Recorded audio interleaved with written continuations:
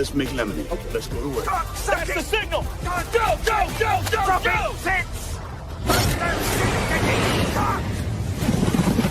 It's beautiful!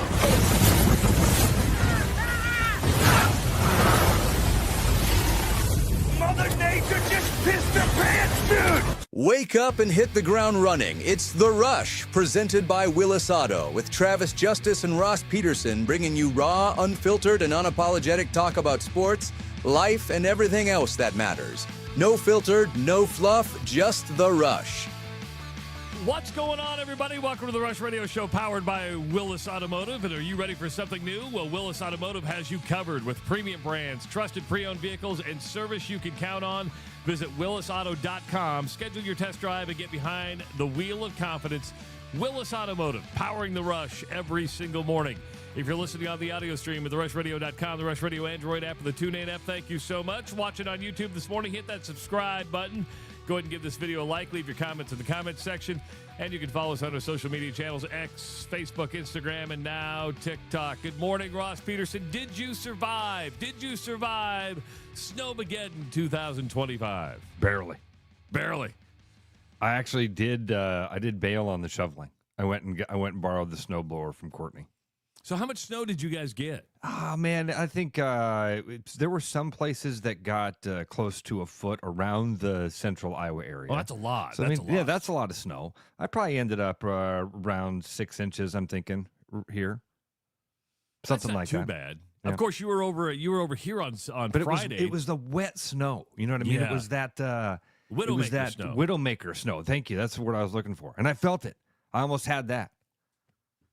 That was why I gave up on the shoveling. We started. That was a good Red Fox. Thank you very much. Yes. Thank you. I've been practicing. That's what I did. Yeah. Most of the weekend I sat around and practiced that. Yeah, I didn't get as much snow as you. I got about maybe 3 to 4 inches. I shoveled twice, and it was like Saturday morning. I went out and did the sidewalks, and then it continued to snow, and I did it one more time, and I'm like, okay, we're good. I didn't have to go back out after that, and we just had a kind of I'm not going to call it a dusting. I think 4 inches is still quite a bit of snow, but it was not as much as you did. And you left on Friday. You guys were a little worried that you're going to be running into some snow on the way home and driving a bunch of crap. You didn't do that, did you? No, didn't hit any precipitation until we got to the West Mixmaster. So I had to do the second cover on the snow also, but I sent Eli out to do that. But that's what kids are for. Exactly. That's what kids are for. It's the only reason I had them. Yeah. Now, if Audrey could start pulling her weight around here. Just a couple of years. I'm kidding. Just Totally a couple kidding. of years.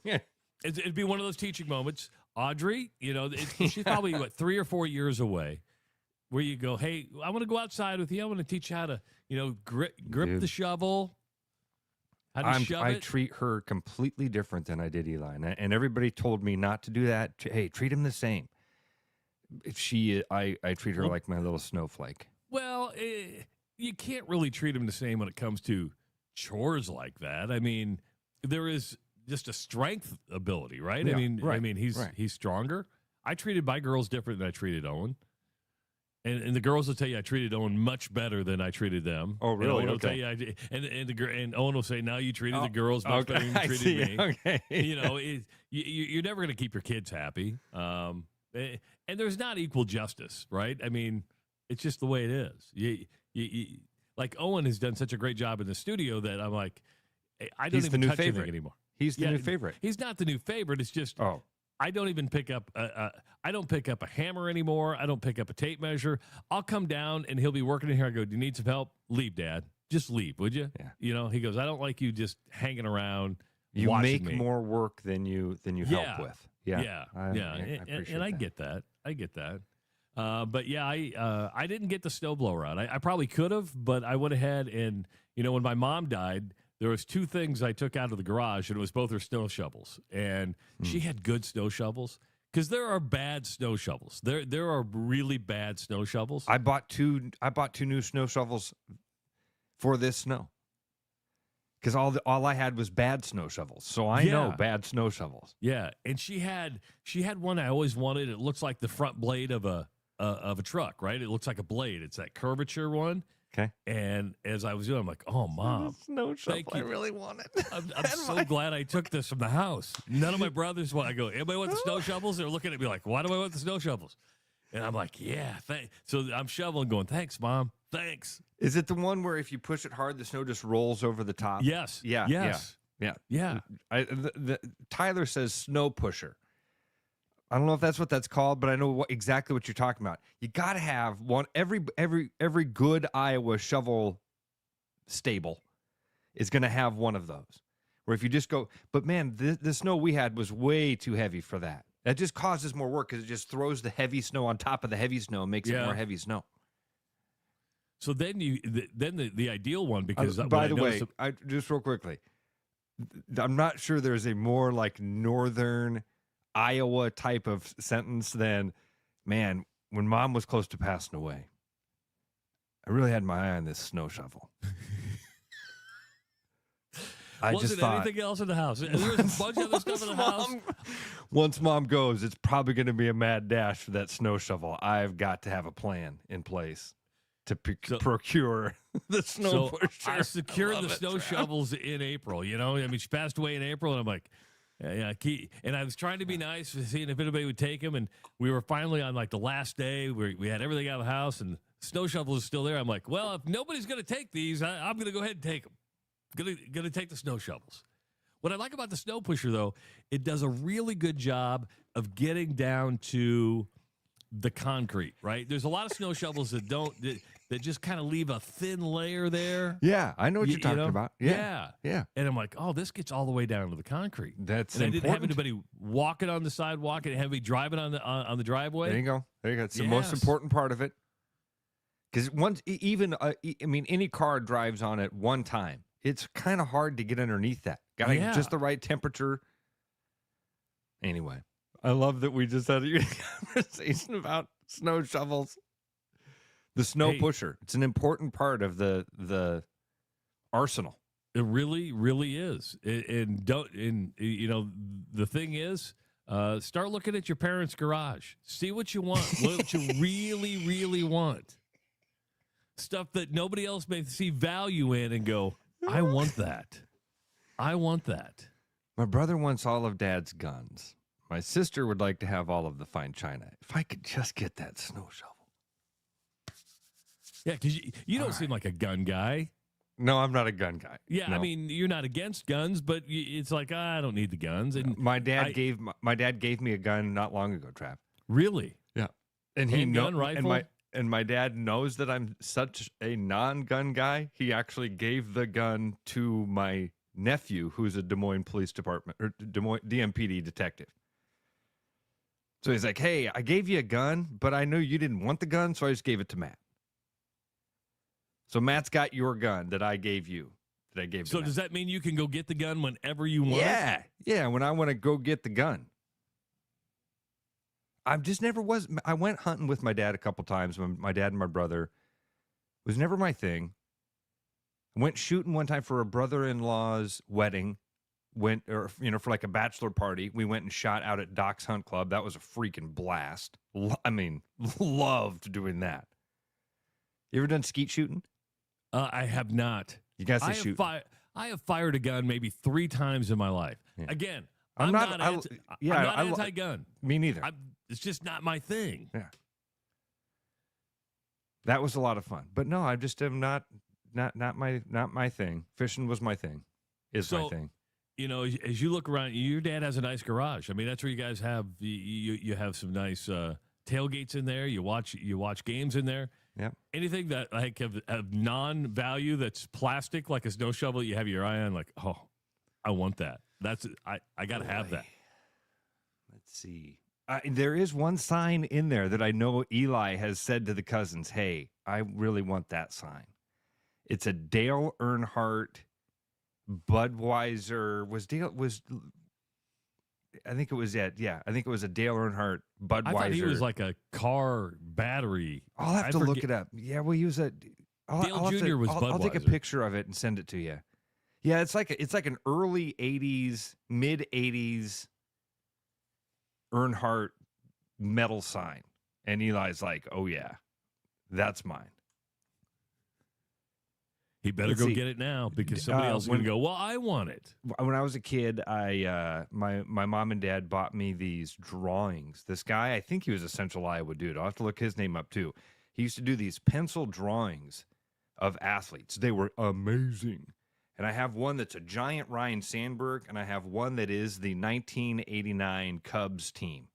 It's got Sean Dunston and Mitch Williams and Greg Maddux and Damon Berryhill.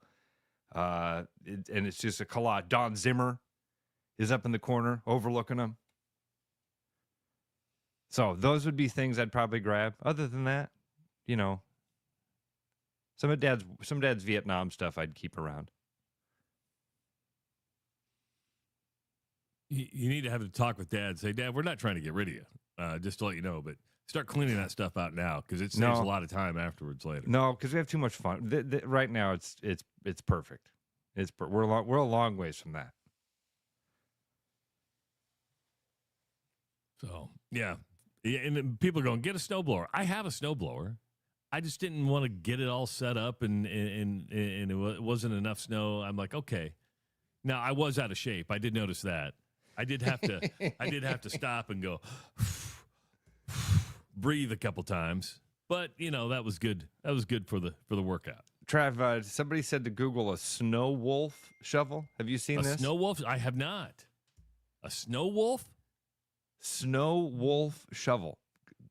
I just saw it in the comment section, so I hit that. Ooh. Snow shovel Look with at wheels. that. That's kind of like imagine yourself having a snow. You know the old lawnmowers that had the blades that rotated. You know. Yeah. Yeah. This would like be the equivalent, right? I mean, it's on wheels. It's got a push. And it's got a blade on the front. That's interesting. That's really funny. But you know my problem with that. What do you need when you shovel every once in a while, Ross? You need leverage. Sometimes even with the snow pusher, you've got to like lift and especially with the wet, heavy snow. But that's got that fulcrum in the middle of the wheel. You'd be able to just basically pull down and be like a wheelbarrow. Now, can I move the angle of the blade to make I don't it know. like I can't. I'm not your snow wolf guy. I'm not your snow wolf shovel expert. I don't know. Can't answer your questions. Because if you could angle that blade and make it like a plow, that would be awesome. That would be the deal. You can get one at Best Buy for $129.99. I just hope that's the clip that Justin uses to promote the show today. Is man when we were getting near the end and we knew she was moving to the other side. No, it wasn't even. It was she was already at the. Matter of fact, I think this is really morbid. I think the snow shovel was right where we found her dead in the garage. I think it was Mom laying on the ground and the snow shovel plopped up against the wall. I'm not joking. She died in the garage. She was there for like 3 or 4 hours. We opened it. There's Mom and there's the shovel. First thing I said is instead of, I should have gone, oh, but I'm like, shovel? Don't think less of me. Please don't think less of me. Oh, we love you so much, buddy. It was good to see you on Friday. That was a fun football game. You know, I don't know if anybody listened to the Black and Gold Rush. We had a lot of people that listened to it, but if you did, there was something about Ross and I being in the same room that changes the dynamic of the show. This works. We love doing this every single day, but there is something different about you being in the room. And Owen comes home from the game, and he's like, how'd it go? I said, I thought it went pretty well. You know, just a couple logistical things and a couple technical things that we had to get worked out right away. But I said, just the energy of me being able to look at you in the eye and we could kind of get that feeling down, you know? That was fun. It was good to be in the same studio. It was great. That's right. I said the exact same thing as we were driving home. I said that to Courtney, that it's just a different energy and atmosphere. So, yeah, it was a lot of fun. Hawks did their part, and now we wait, right? Now we wait. We just wait, and it's starting to look like the Realia Quest Bowl in Tampa. Relia Quest? Yeah. Okay. Relia Quest. They're not paying us. It's they're going to Tampa to play who? Could be Vanderbilt, which is not going to be an easy team. I mean, Vanderbilt's a pretty darn good team. and we'll find out what Iowa's made of. And but I did my podcast yesterday with Dr. Rob, and I said, hey, Dr. Rob, I'll concede one thing. I said I will concede that Nebraska overall has a better history than Iowa.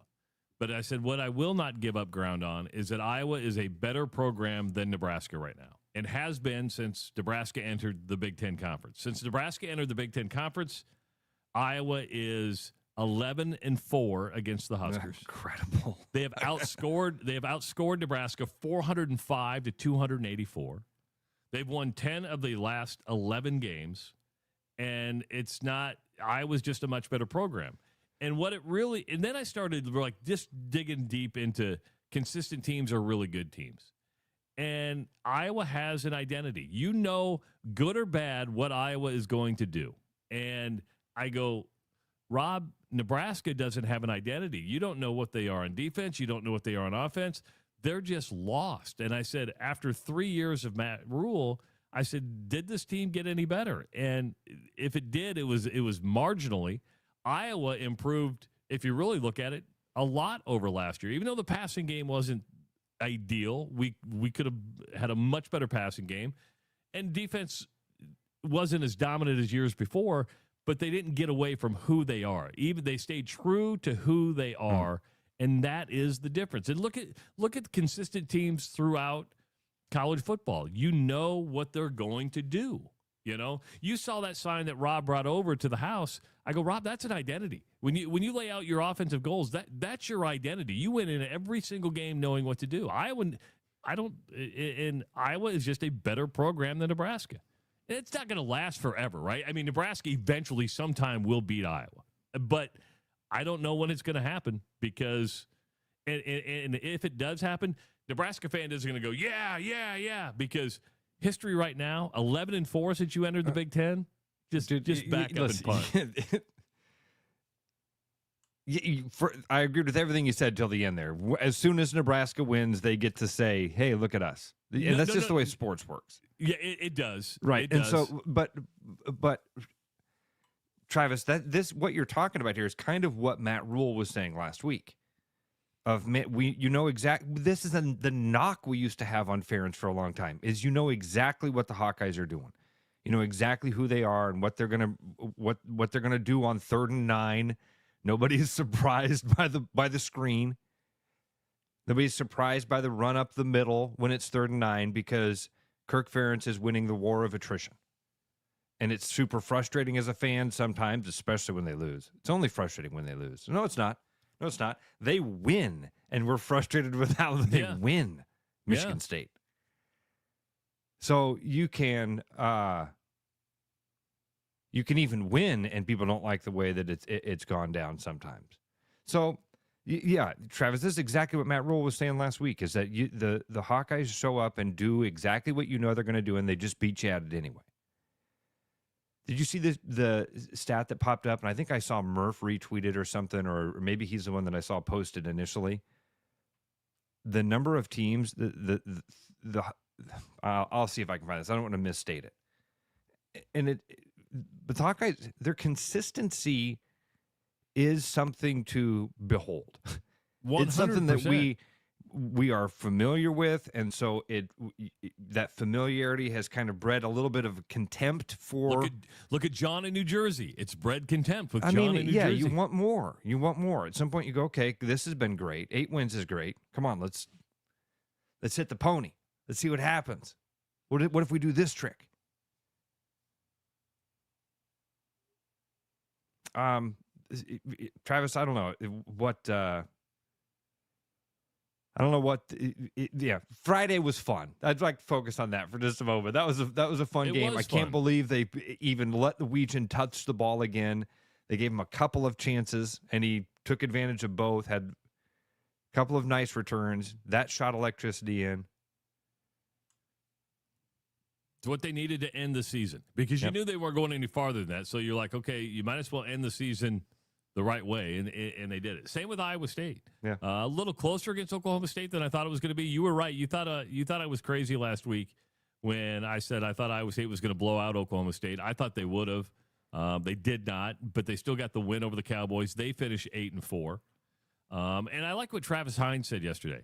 It's okay to be excited or happy about an 8-4 season, and also not happy about an 8-4 season. It shows you how far Iowa State has come as a program to where fans are like, 8-4. What could have been? It's okay. That's natural. Again, that perspective does suck when you're a fan that's disappointed in the season. But it is that's one of those, be grateful that you have dirty laundry because it means that you've got kids wearing, you know what I mean? Be grateful that you have dishes. Be grateful that you have bills. Be grateful, Iowa State fans, that you didn't live up to the expectations this year and you're nowhere near the conversation that you thought you were going to be. And be grateful for that. But it is true. I totally agree with Travis. I think Travis is a really, really smart guy. I think that's the right perspective. Is like, man, isn't it neat that we're disappointed in the 8-4 season? Isn't it amazing where this program is?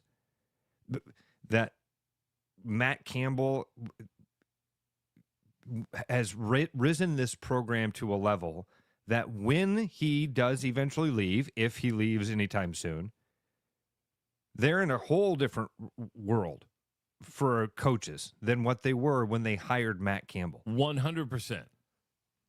Just from a facility standpoint, from a support standpoint, they're still going to struggle in the NIL world space, right? I mean, it's just that some teams are going to struggle, some aren't. It's not like Iowa State's rolling into cash. Not like Iowa's rolling into cash when it comes to extra funds, when it comes to NIL. I mean, that's where you're going to have to keep up. But 100%, you're right, Ross, is that it is a desirable job that a lot of people would go, oh, that's one I want. You can win there.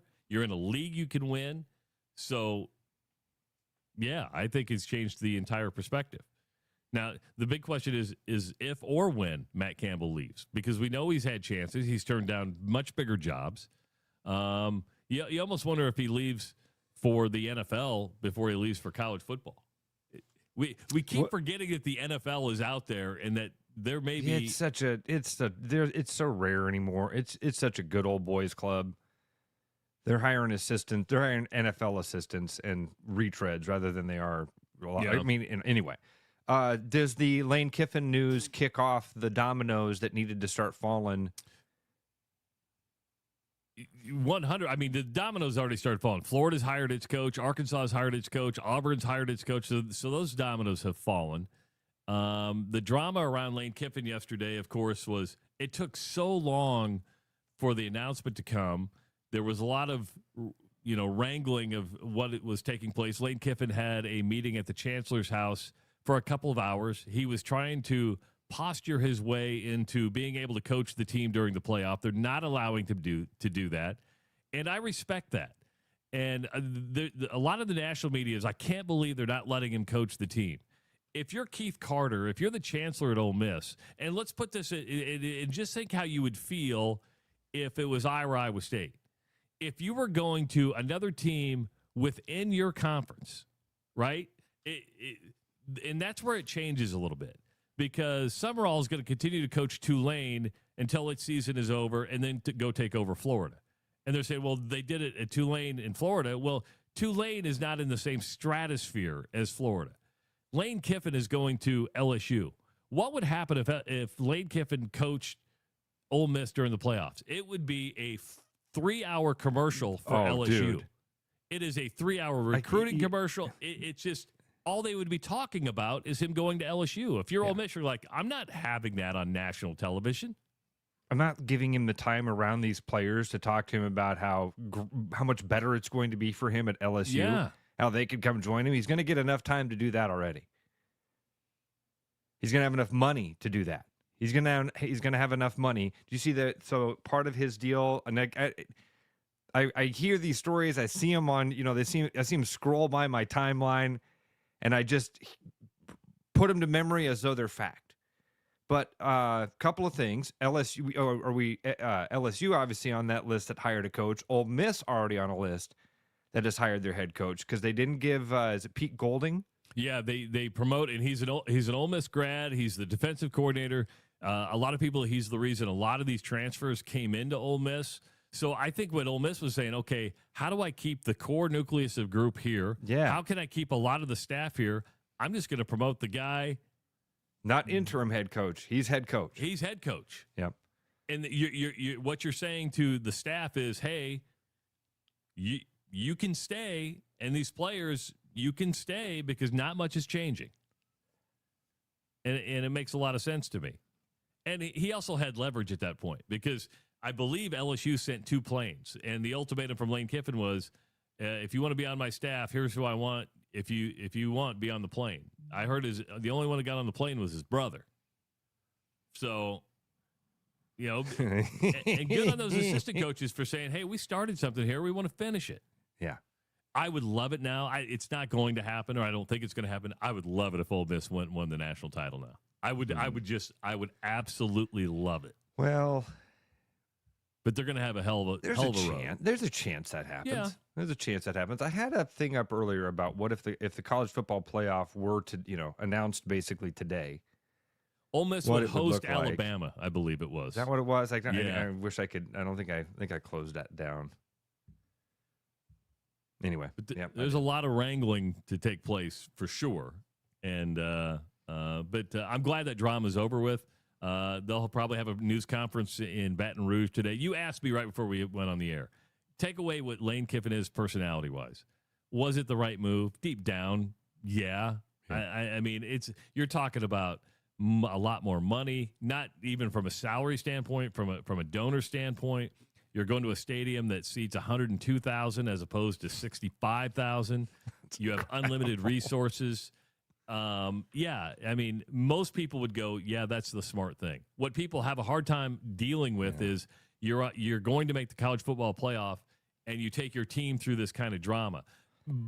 There's almost consensus all over the board, and I don't know how you do it, that college football needs to change its calendar so this stuff doesn't happen. Well, it's not about changing the calendar because you're still going to fire coaches midseason. You're still going to do that. You have to get a tampering rule like the NFL.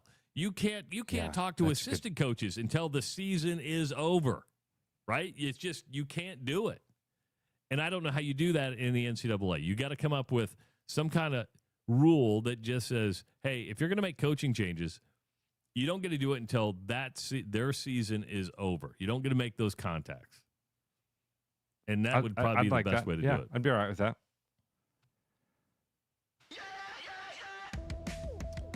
Ross, you know what hibernates during the winter? Oh, I do know what hibernates during the winter. What would that be? Bears and bats. Bats do hibernate, but that doesn't mean they disappear. Even during hibernation, bats can shift around inside walls or attics, creating noise and occasionally finding their way into your living space.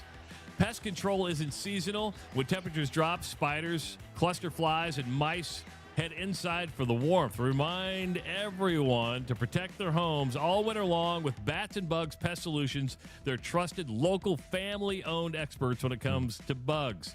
So here's what you can do. You get a hold of Corey at Bats and Bugs, mention the Rush Radio Show, get 10% off any pest or wildlife service. A great way to save before the winter pest really starts to settle in. Call Bats and Bugs Pest Solutions today. Protect your home, save some money, and keep the critters where they belong. And that would be outside. That would be a great Christmas gift, honey. That would be yes. I'm getting rid of the bats for you. You want to say I love you? Spider be gone. It is the Rush Radio Show, powered by Willis Automotive. The Rush Radio is now on the free TuneIn app, allowing you to enjoy the show on Apple products and Android Auto.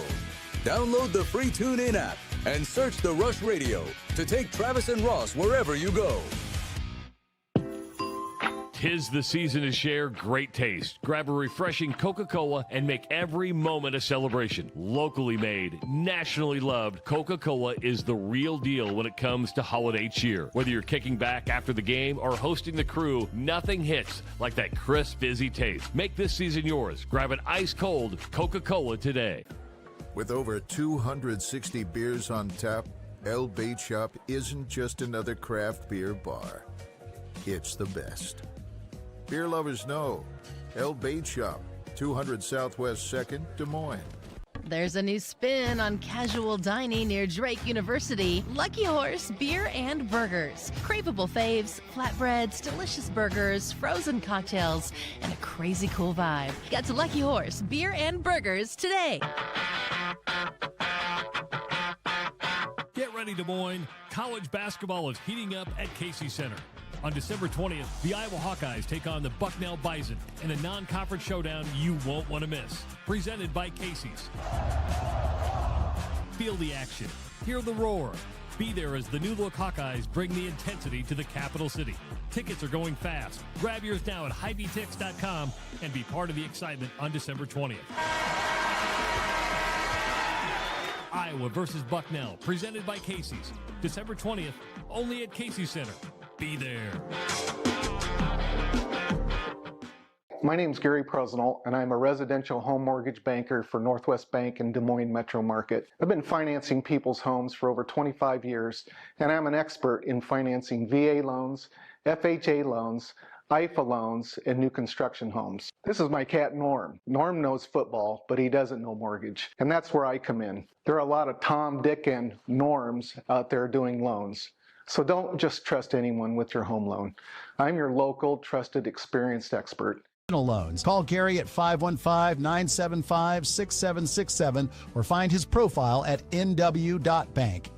Member FDIC, Equal Housing Lender. November's here, and that means Thanksgiving's right around the corner. And here at Willis, we are thankful for you, our guests, for entrusting us with your vehicle and service needs. The holiday season means travel, and that means extra miles on your car that can cause wear and tear. Save that for your pants after all that turkey. And while we can't fix your slacks, we can make sure your car's in tip-top shape. So come on down to Willis for 10% off an oil change. Give us a call or schedule online at LandRoverDesMoines.com.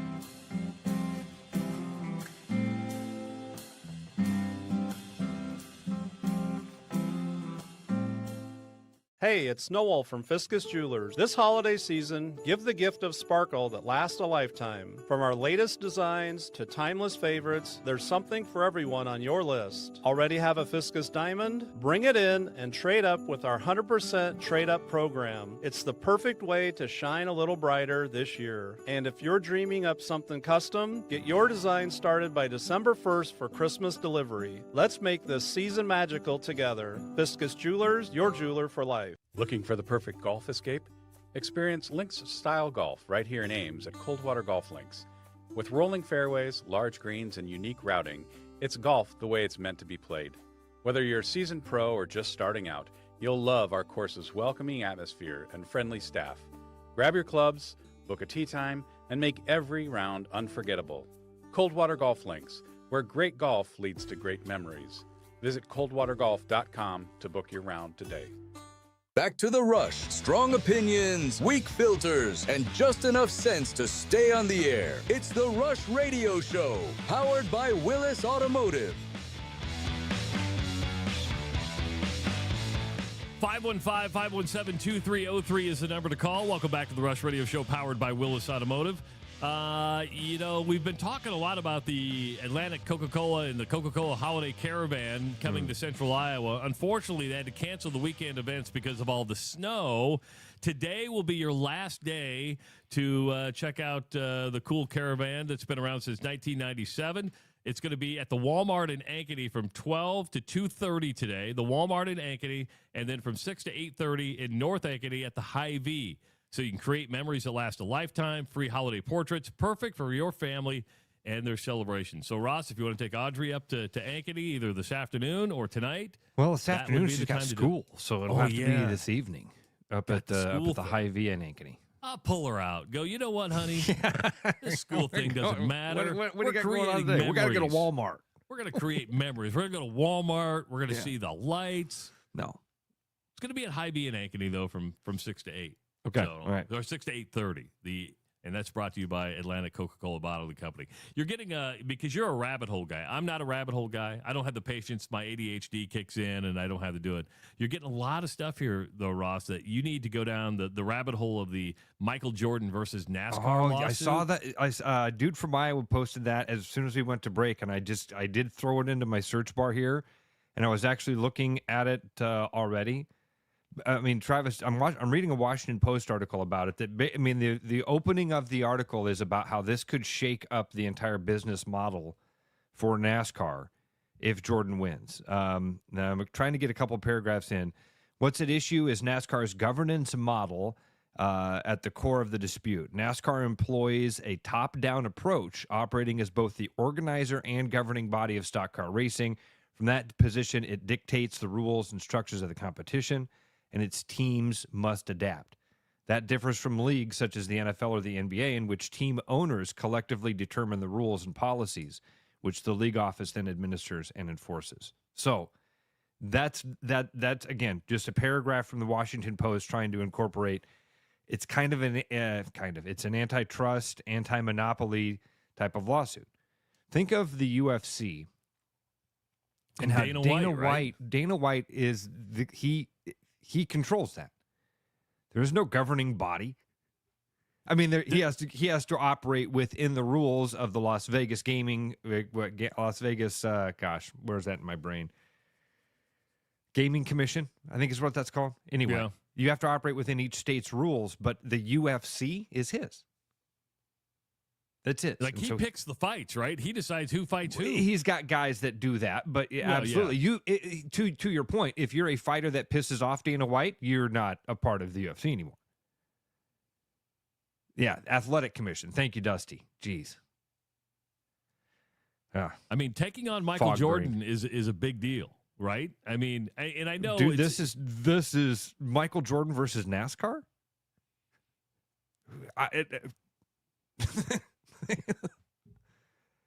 I don't know who has more money. That's probably fair. Why this thing went to. That's probably why this thing actually got to court, because both of them have enough money to stand there and do the middle finger game. And I'm not defending Michael Jordan here, but I'm not going to defend NASCAR either, because NASCAR has been able to operate this way for so long. And what do people not like? They don't like change. They're like, what do you mean you want to upset our business model? We're making a lot of money here. We don't want to upset. Don't mess with our stack, dude. Yes. Don't mess with my stack. That's everybody's motto. That's everybody's motto. And even if you claim to be on the other side, like, housing for all, food for all. Not in my backyard. Not in my backyard, and not out of my pocketbook. Right. Take it out, take it out of the billionaires. We should build new houses for the homeless. Not in my backyard. I mean, but I know a great spot on the other side of town. So anyway, I will do this. I will dive into that rabbit hole at some point today. Yeah, and it looks like there's a couple of good resources out there. The Washington Post and what was the other one I saw? New York Times has one out that just came out within the last couple of hours. So hopefully I can get up to speed. Yeah, people are saying that the discovery was pretty interesting, and that what's said behind closed doors is always kind of nasty. Testimony apparently starts today, so that may be something you want to go down later this week. I know. Right. This could be interesting. I sat and watched yesterday, and it was a lot of fun. Congratulations to Kevin Dresser and the Iowa State Cyclone wrestling team. They beat Iowa 20-14. First Cyclone win over the Hawks since 2004, Ross. 2004. And the intensity at Hilton Coliseum was incredible. And having been to a number of wrestling meets, watching it on television does not give you the electricity that is in an arena when that is taking place. When somebody's close to a takedown, when somebody gets a reversal or a near fall, when you're in the arena, man, it's like your body starts to contort, right? It's like you start that's a good moving. Way to put it. Yeah, you do. You start moving with the wrestler, and you feed off of it. But that was a huge win. Iowa State won 6 of the 10 matches. The upset that really kind of shaped it all was when Patrick Kennedy got beat in the extra period. That was a major upset. Drake Ayala did not perform for Iowa again, another one. And you could just feel that momentum. Iowa State was smart. They won the flip top, the coin flip, started with the heavyweights. Could have got a major decision to start with. He let him escape, I think. I didn't let him escape. He didn't let him escape. Well, that's fair. I didn't think he held on hard. You try to hold on to Ben Keeter. You try to hold on to him. See how that works. I'm like, you had 1 second. You had 1 second. Hold on to him. And it's just, But That's a world champion, by the way, who I know after several minutes of trying to hold him down and beat him, he didn't let him up. Promise you. He was trying his best to hold that other grown human man down on the ground and couldn't do it. Yeah, but there's a point of Dresser going, you just needed 1 second. At that point, they come back to get us. Yes, and I guarantee that they're going to break that down, and that would have been. And you're right. That at the moment, I thought, holy cow! It was a huge escape. You avoid the major there, and I thought at that point, like, oh, that's the type of thing that happens when if the Hawkeyes are going to win this thing. Yep. And then you hit it on the head, man. Everything you said there, I agree with, and I'd like to start at the beginning of that, and that is Coach Dresser. When he was hired, it was like, oh, this is going to be the real deal. He's bringing in all of the right people to build this thing, and it's been a slow build. And I bet if you asked him, he would say, "I wanted to do it in 2 years," but they've done it. Not only beat Iowa, that's man, we talk about this a lot. There's like levels to it, right? Beating Iowa was definitely a level, but you wanted to climb your way back into not only just beating Iowa, being nationally relevant, being one of the best teams in the nation. And they absolutely are at that point now. It wasn't a butt kicking. But it is, no. and the Hawkeyes are really good. Hawkeyes are loaded with ranked wrestlers. For a Hawkeye fan, like, man, a couple things I'd like to say here. I'm sorry, I'm just kind of ranting, but my brain's I want you to ramble. Dude, there is something. I am not the Hawkeye fan that hates the Cyclones. I'm not that guy. You know that. I really don't. When the Hawkeyes I want the Hawkeyes to beat the Cyclones in everything. My teeth don't grit like they do when Iowa and Iowa State wrestle. I get it's different. Yesterday, I hated everything Cyclone yesterday. It wasn't like, all right, I hope the Hawkeyes win this. The matches start, and I'm like, God. Keeter gets hit was stalling in the first. Come on. God, that's bullshit. Then the rest of the match, I'm screaming about that. There is something different with Hawkeye wrestling. And when they lose, it reminds me of being a Nebraska football fan. Holding on to the glory days? It reminds me of why we all, it's deep. Holding on to the glory days is the right way to put it. But I want to think it's deeper than that. And that it's like you remember what it was like to be on the mountaintop and you want to be back there. And we hear Hawkeye wrestling and you think, okay, that's the Alabama of football. This is where everybody wants to be.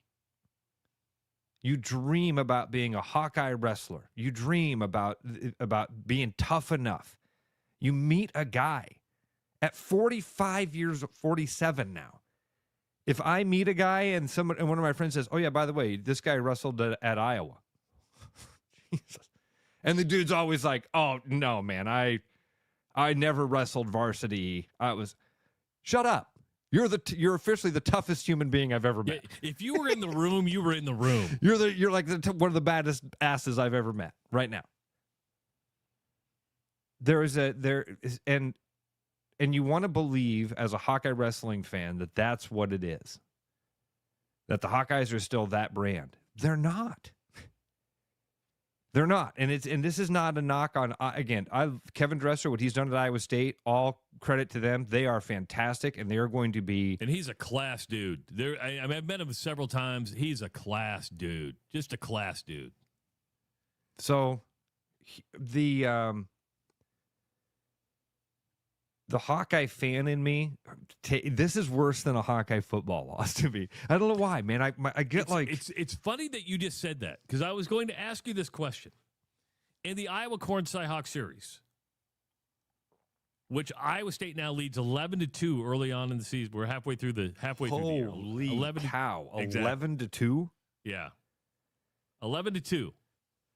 You got men's basketball coming up. You got women's basketball coming up. That's great. In the Iowa Corn Cy-Hawk Series, is the wrestling match the second most important behind football? Boy, that's tough. I mean, it's such an individual opinion on that. It is. I would say it's football. Oh, boy. Trav, I don't know.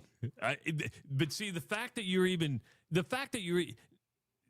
going, I don't know, and it's tough, shows you how important wrestling is to this day. Hilton was so loud yesterday that at one point the broadcasters were like, we can't hear each other. Hilton basketball gets like that a lot. But is the men's basketball game, boy, Trav, that's a tough one. I actually, when I wrote down football, men's basketball, wrestling, women's basketball. But it's right there. That's an individual. Right there. Yep.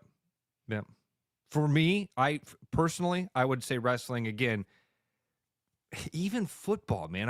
Yesterday, maybe it's because wrestling, the intensity is concentrated. Maybe that's why I feel it a little bit differently than you do it in a football game. The conclusion is drawn out. There's ebbs and flows. You're going to get some moments early in the game where you go, oh my God, we could blow them out. Oh my God, they could blow us out. Oh, you kind of do that thing. With wrestling, it's you know a little bit. I mean, upsets happen. Like we saw yesterday, a couple of upsets happen. But for the most part, you got an idea of who's going to win where. And so maybe that's why it is, because you get these moments where there's a takedown or a reversal, or there's a scramble that's happening, and you're like, oh, shit, if this goes the wrong way. And then it goes. That the conclusion comes pretty quickly. Maybe that's why I don't know. I have to look within. You're right. It's going to be different for each individual. If it's me, it goes football, wrestling, men's basketball, women's basketball. And I know somebody said in the chat, hey, well, it's women's basketball this year. They're both highly ranked and unbeaten.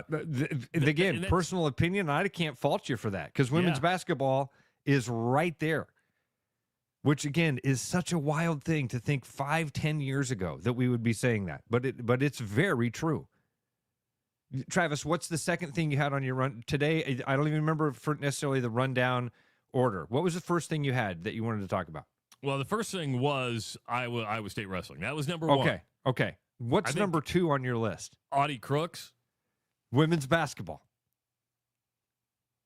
And in my mind, you had something else that was kind of one of our little one, and something else up top.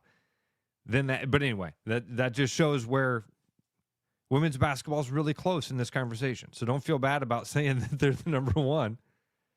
For me, personally, wrestling is either one or two with football. I think if you ask me to rank them as far as like who people in the state, I would say football, men's basketball, wrestling, and women's basketball. Though I will say, and they may get this in Pennsylvania, I don't know, but I'm gonna assume not. That we had people talking about wrestling in the chat early on this morning. I put it out there, Ross, yesterday. I said, is Tom Brands on the hot seat? I mean, that got a lot of reaction. Is Tom Brands on the hot seat? Yes, he's on the hot seat. He should be on the hot seat. Yes, he's won 4 national titles. Iowa is nowhere near Penn State, not even close. Well, nobody's near Penn State right now.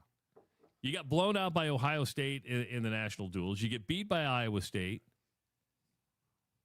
You fell behind Nebraska last year in the national meet. So you had and it doesn't help that you have Doug Schwab, who's doing really good things at UNI, and people are going, that's the guy Iowa needs. Give him those resources. Yes. I mean, yes, I think that it's probably at that point, Travis, is if you are that adamant about it, then yeah, the seat is hot. Meaning that the immediate question is who do you get? And I think he answered the majority of fans. If we were to just look at the chat, or if we were to have people call in, I think the majority of people would say Doug Schwab would be the first name that they'd want to see there.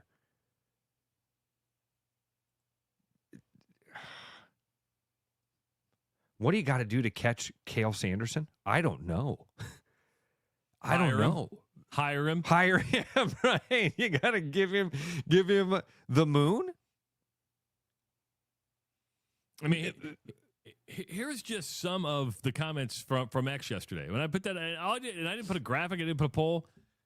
You know, one guy says, "I want to say no, but if we don't come home with a trophy this year, it's looking more and more likely." Some people say should have been gone a long time ago. Yes, should be fired. Damn well better be. Remember when Iowa was known for the attacking style? Yes. Other than Caliendo, they're boring to watch. And I was bored yesterday. I mean, Iowa State beat them 16-9 in takedowns yesterday. Travis, that I would absolutely agree with as well. Iowa, and that's the thing, man. The Brands were known for relentless Kicking pressure, the shit out of people. Relentless pressure the entire match. It is weird to me how even Ferrari, who's exciting to watch, as soon as he got a lead, the announcers even said, "Oh, here comes that great defense. Here, now that he's winning, he's just going to play defense." Who was the wrestler from Iowa that was on I forget what weight it was. And I should have I thought I had it written down, but he was on the edge of the mat, thought everything was out of bounds. The Iowa State player kept his toes in, and he brought him to. I mean, it's like he gave up, and they scored a takedown late. And I think it was an Iowa wrestler that was favored. I forget what weight it was, but I don't. The interesting part is not too many states would have as many people as passionate about this on both sides than the state of Iowa. Oklahoma, maybe. Pennsylvania, maybe. But Penn outside State that, and who, though? Yeah. Lehigh? I mean, yeah, no. No. So that's it. Yeah, you're right about that. It's a different conversation here. And this is, again, it feels like this is why I don't understand why Hawkeye fans are so quick and eager to pick on Nebraska football fan. Because, man, I feel like we're doing the exact same thing with wrestling. I know we've had more success more recently than Nebraska football, so it's not an apples-to-apples thing.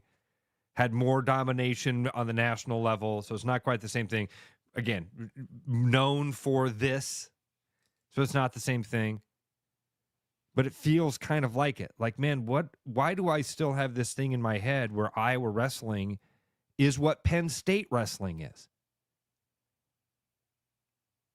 Because for 30 years of my life, it was that way. For 30 plus years of my life, it was that way. And now that it's not that way, it sucks. You look around, being fifth in the nation sucks. Being second in the nation sucks. And you know why it sucks? Is because there's such a huge gap between the best in the nation and number two. That's part of it. And so it's also expected, Ross, that you are Iowa. You have it's not like they don't have the resources. It's not like they don't have the facilities. It's not like they don't have the history to go along with it. It should be Iowa that is dominating, and they're not. And this is always the danger of hiring somebody who was so good for the program, because if it ends bad, you kind of remember that. Starting to forget how good the Brands were as wrestlers. Yeah, I don't want to go that far. You don't forget what those guys, but do you want to be that national champion again? And can Tom Brands take you there? No. I don't think so either. And I think most Hawkeye fans are starting to come around to that conclusion that no, they don't think so either. So who comes in after that? Maybe I agree. The first person I would think of is Schwab. Go to him and say, we can give you all of these resources. What can you do with it? Can you make the magic happen? Can you fill the Grand Canyon? Can you reel in this giant fish called Penn State and Cale Sanderson? See, you're going to think I'm crazy here. I think the first person you go to is Cale Sanderson. I don't think that's crazy. I just hadn't thought of it. Why not shoot for the stars? You just go, you know what? If we're talking about this, you go, we're Iowa. We're going to go after it. If you don't get it, if you don't shoot your shot, you'll never know. Not saying he would take it, but hell, the SEC takes coaches within its own league. Why can't the Big Ten?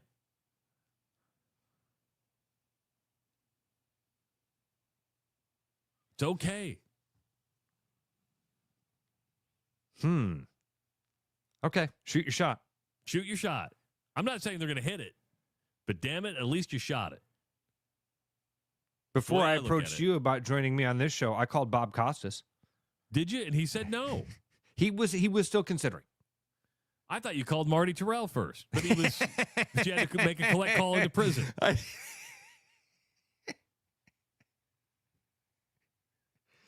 I was third or fourth on the list. It went Bob Costas, Marty Terrell, Tim Fisher, and then he finally got to me. Yeah. Missed Tim. And it all worked out. Tim, good guy. He is a good guy. I do like Tim.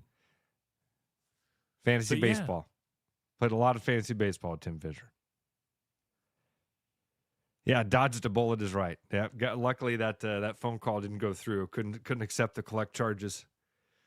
Tony says, once Hawk Wrestling donors abandon brands, he's done. They've poured millions into the Iowa program trying to get it back on top. But they will. But yes, I think what Tony said there is right. He says once the donors abandon brands, he's in trouble.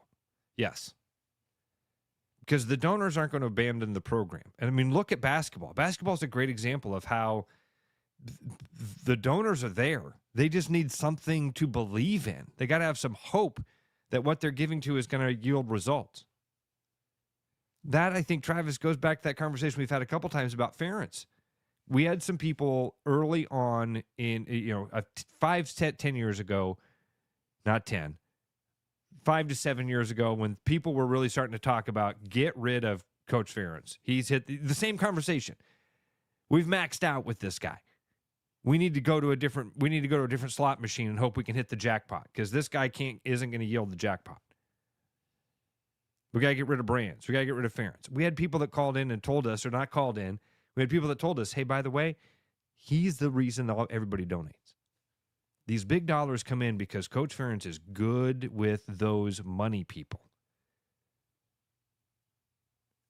Apathy starts to set in, numbers go down. He's right. That's when it changes, Bus. Berger says, wasn't Sanderson a clone? Why would he want to coach Iowa?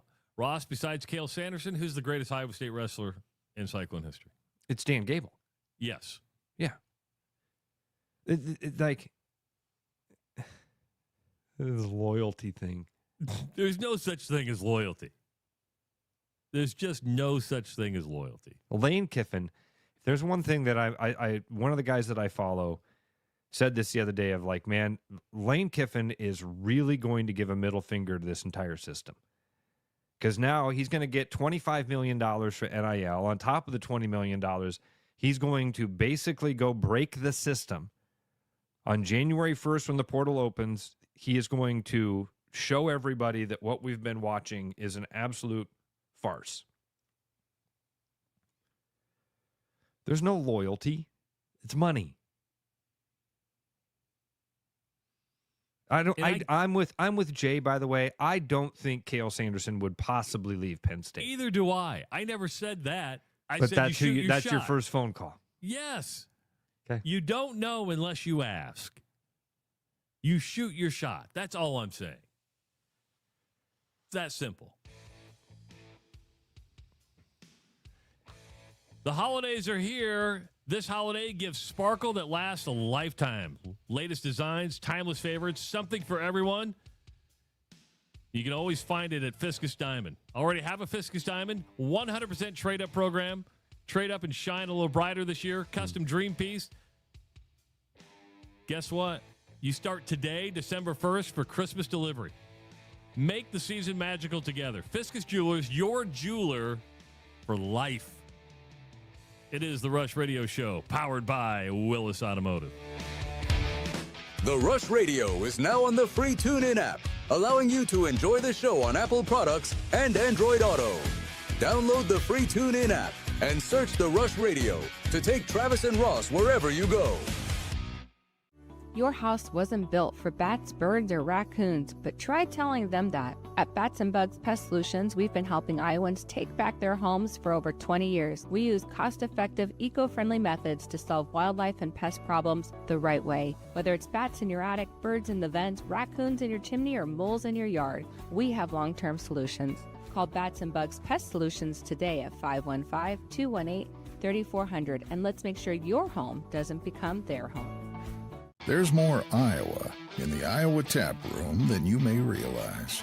Housed in a building nearly as old as Iowa itself, the Iowa Tap Room greets you with a harvest of 120 Iowa craft beers on tap from all corners of the state. And the food doesn't get much more Iowa than this. The Iowa Tap Room, all Iowa beer, one amazing place.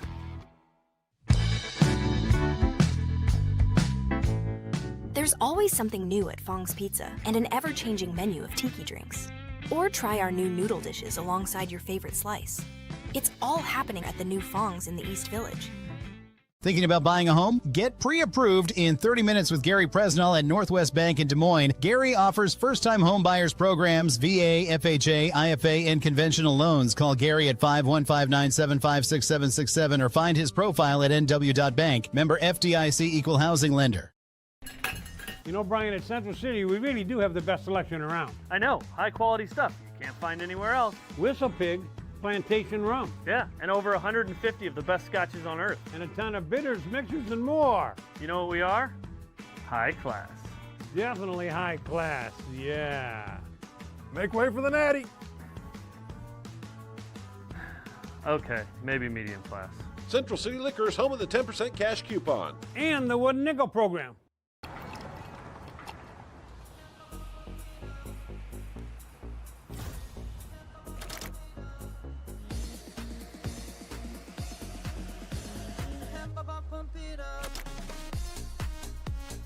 A fuel choice that even rivals can agree on? Now that's worth the hype. Cheaper, cleaner, and homegrown. Pump it up with Unleaded 88.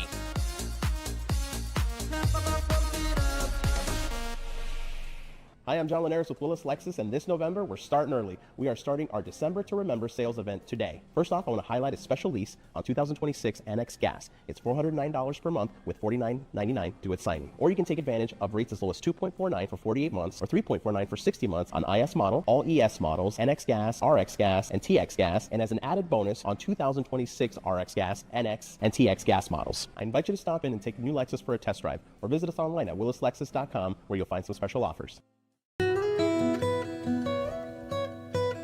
For the holidays, bring real taste to the table with Gold Peak Real Brewed Tea. Made with real tea leaves and real cane sugar, Gold Peak delivers a golden, brewed for taste flavor that makes every moment more meaningful. Whether you're gathering with family or friends, celebrate the moments that matter the most, because real connections deserve real refreshment. For your upcoming holiday celebrations, choose Gold Peak Tea and bring real taste to the table.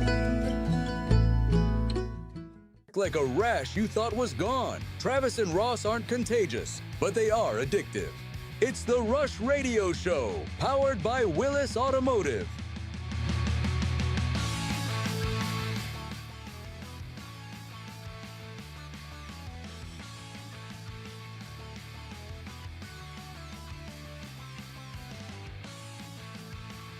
Trav, we can't hear you if you're talking.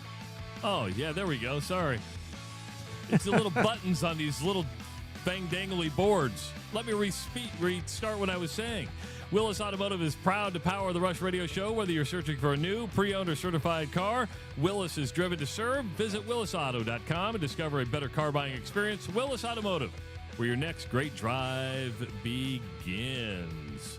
I'm Travis Justice. He's Ross Peterson. We're hanging out till 8 o'clock today. If you want to join the conversation, 515-517-2303 is the number to call. What are you diving into there? Another stoop waffle? Audrey asked for one for breakfast here. So, yeah, they're super healthy. It's a breakfast of champions. I'm surprised you didn't know that. Nothing says health and well-being like sugar and carbohydrates. That's the best thing you can have for breakfast. That is great.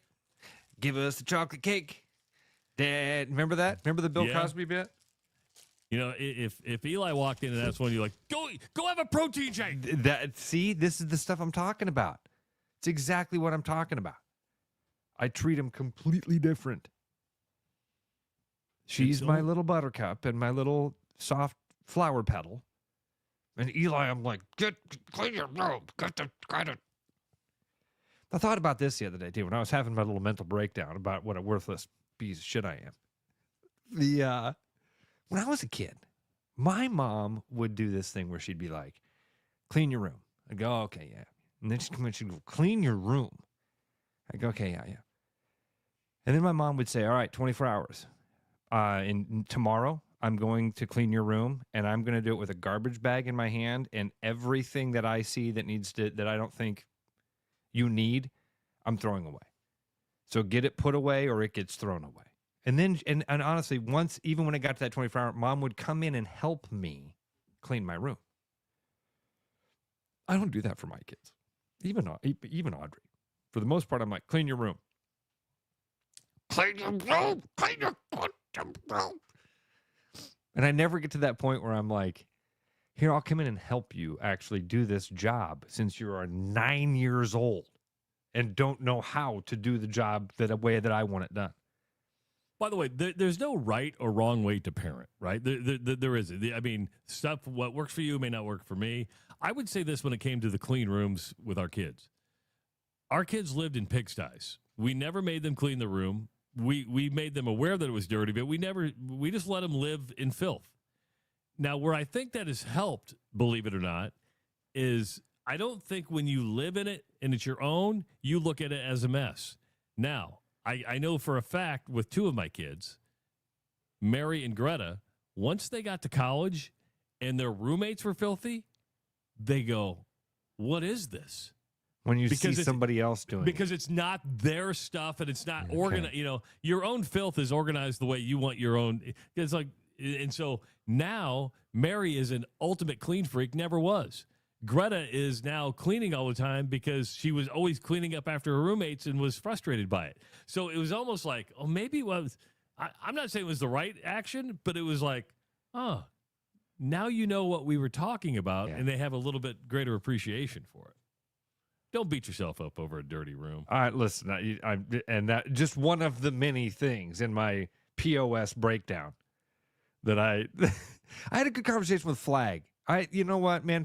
Speaking of friends, real quick, in my breakdown, he asked me the other day, he's like, what's going on? And I told him, and he reminded me some really good friend stuff. Those standards that I feel like I'm falling short of, I'm creating the standard. True. I'm creating the standard. So anyway, big ups to friends, because man, having friends helps a lot, and talking to friends about your stupid head problems helps a lot. So yeah, you know, you got to talk about your head problems every now and then, right? Yeah, I mean, that's you know, we mentioned Audi Crooks a little bit last hour, but I think it's only right to bring her up again. Career high Iowa State record, 47 points yesterday, Ross, as she was 19 of 25 from the field, 9 of 11 from the free throw line. Iowa State beats Indiana 106-95 against down in Florida, and moved to 9-0 on the season. Just another great game from Audi Crooks. The Iowa State Cyclones, Bill Fenley has that team rolling.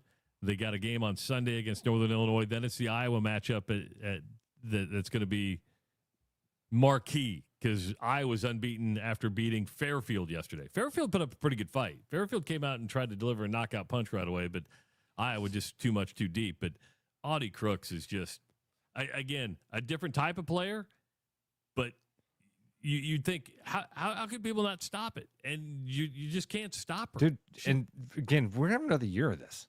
I know. She's 47 against Indiana. And I think that they're more and more figuring out, especially every year she's gotten better. But man, that you can feed the machine there. What you went through her line there, Trav, and I missed it. What was her 19 of 25 from the field. 19 of 25 from the field. I'm not kidding you. I'm like, if you gave me a basketball and a hoop, I would miss 6 of my first 25. And nobody guarding you. Nobody guarding me. From 2 feet away. A ball and a 10-foot rim. I've got one in the backyard. I could go out right now, and I would miss at least 6 of my first 25 shots. Nobody guarding me. That's what I always think of when a quarterback is like, quarterback goes 12 of 25. People are like, this guy's awful. He didn't complete half of his passes. I go, I couldn't complete one. I could be out of the shotgun an extra 8 yards deep, throw it literally 2 feet to the running back, and it would still fall incomplete. Right. He's better than anybody I know. 47. So that's fun. She's going to have a 50-point game here, Trav. I believe so. It's maybe just a even matter this of time, year. right? I mean, maybe even this year. See, that's the thing. Against here, let me get back to it here. Because I wanted to see who against Northern Illinois, against UNI. Bill Finley's not going to run it up like that. If she has a night where she, was it Marquette? Was that the game where she had the Marquette. 40? She had 40. Yeah. Let me go back and look at that. No, against Marquette, she only had 18. She had 40 some a week or two ago, right? That wasn't Mercyhurst, was it? No, she only had 20. See, this is my point. Looking back at the Marquette and Mercyhurst, some of those games, when they get up, Bill Finley's not going to keep her in the game just to run it up and get 50. Now, against Iowa, a team that's going to keep it close, it's going to take a team like Indiana, a team like Iowa that's going to keep the game close. So you've got to keep going to her. She's going to get 50. And then next year, her senior year? You can double her all you want, but then you got Jada Williams, who also had 23 yesterday. Wow. You had Eddie Brown, who threw in 17. Well, you don't get to 106, but you got to have a couple. I get that, but you just can't. You can double team all you want, but there's other weapons there, right? And so you're like, it's pick your poison, which is going to be Audi most of the time, but it's not like there's not other players there that can score. I mean, Addie Brown had a double-double. She had 17 points, 10 rebounds. If you're Indiana, you're like, what do you do? Can't stop it. I'm glad she's doing this. Get some national attention, and as she gets some national attention, still perform like that. That was part of what made Caitlin's star rise so quickly. Yeah. Was that as she got attention and people started tuning in, she was still delivering those amazing performances. I'm not saying that Audie's got to go for 47 every night, but she's going to turn in a 50-point game. And if she does that against Iowa, that'd be really cool. If 515-517-2303. Let's go to Derek in New Sharon. Derek, welcome to the Rush Radio Show powered by Willis Automotive. What's going on? Good morning, fellas. Holy crap, what a weekend for Clone Nation. We get 8 wins in football, and our coach is still there. Audi drops 47 versus a respectable Indiana team. The Iowa men sent their women's wrestling team to Ames and got their ass kicked. Woo, what a weekend, huh, fellas? Pretty good weekend for you. But why would but Derek, why would you knock on the Iowa men's wrestling team when it wasn't like it was a blowout. No, I know. I just like rubbing it in. We finally got one. Let me have my moment, Huge. Peterson. You're right. See, I just want, you know me. Sorry. Me and moments. I've heard it for 20 years. Let me have one moment. Okay. Hey, right. I got another idea, fellas. I got another idea here, fellas. You remember when Jordan Travis got hurt for FSU when we only had 4 teams in the playoff and they got left out? Well, when the most highly coveted coach in all the nation leaves his program, I think Ole Miss ought to get left out too. You can't go on without a coach. Kick them out of the playoff. The difference with Florida State was they lost a player that was, and they lost their quarterback. That was a huge huge part of why they were winning. Ole Miss isn't losing players, and they have basically the entire coaching staff there except for Lane Kiffin. Now, if they were on the edge, if they were on that 10, that 9-10 mark, if they were where Miami is, then I might see the argument. They're not going to be there. With Texas A&M losing over the weekend, they're going to move up. Right now, you're looking at a 7 seed. You're looking at a first-round home game. I don't think you can knock them out of the playoffs. Yeah, I mean, you're definitely looking. You're either going to get a bye or you're going to have a first round home game.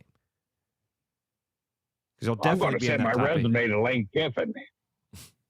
Yeah, not a bad idea. $12 million a year. He could at least give me $100,000. He's going to have some millions to spread, I'll be a special advisor. There. Special advisor. Yeah, I'll be a special advisor to the team.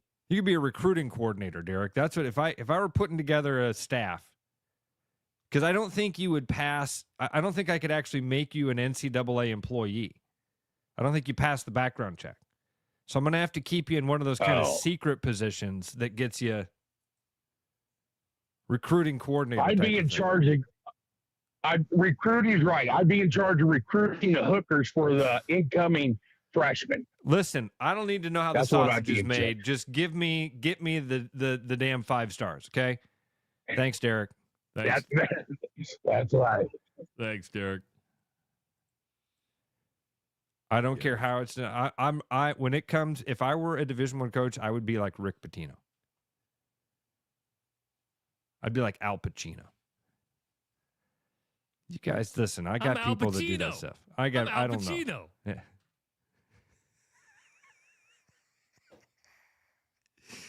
I would want to be like Nick Nolte. Is it Nick Nolte that's in Blue Chips? Isn't it Nick Nolte? Yeah, it was. Yeah. I wouldn't want to know the details. Just what'd we give the kid? A Ferrari, a Lamborghini? I don't care. Is he on my team? Do I get to use him on Saturday?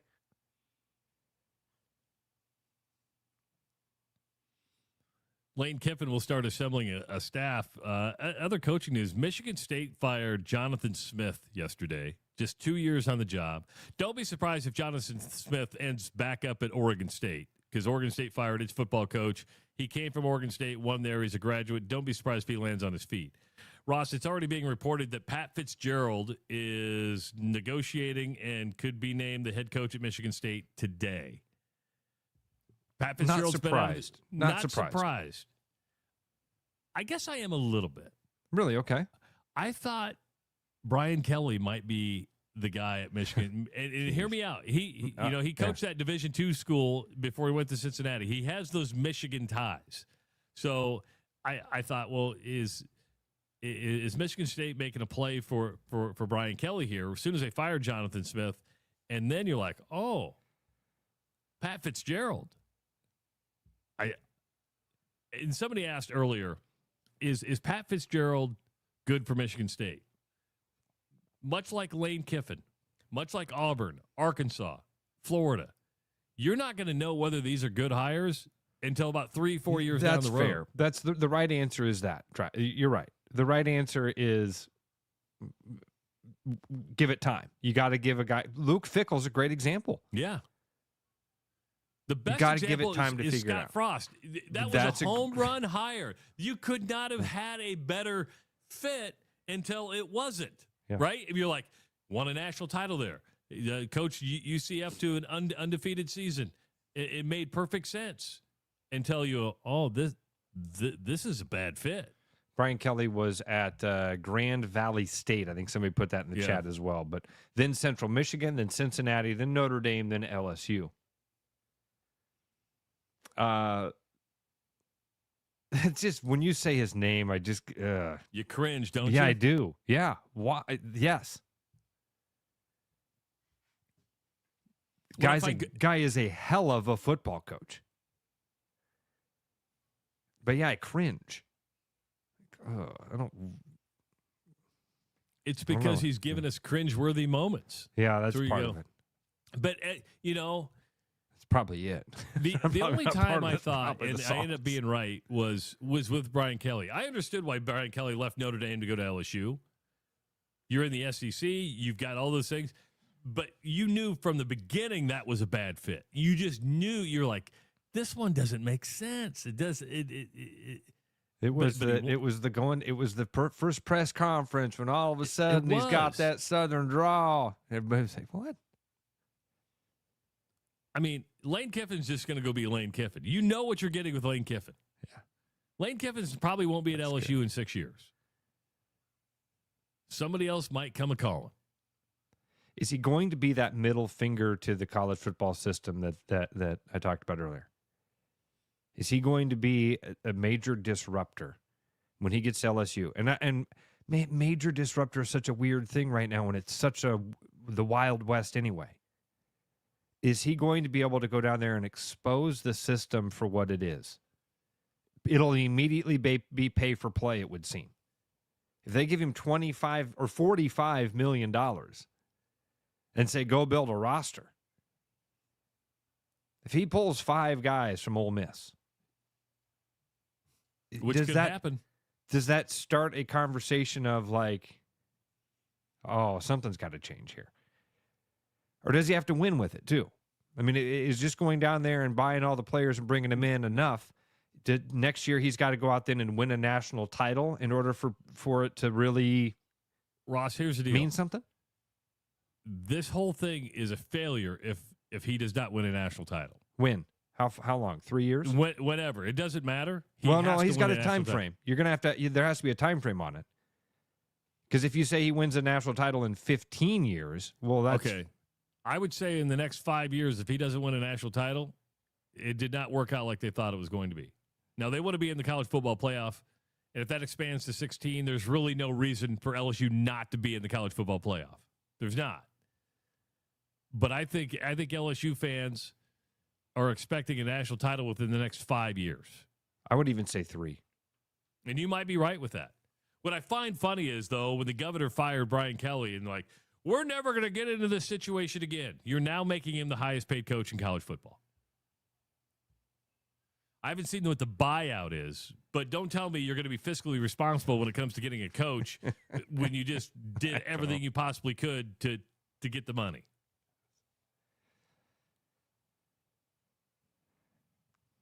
No, I don't want to get started.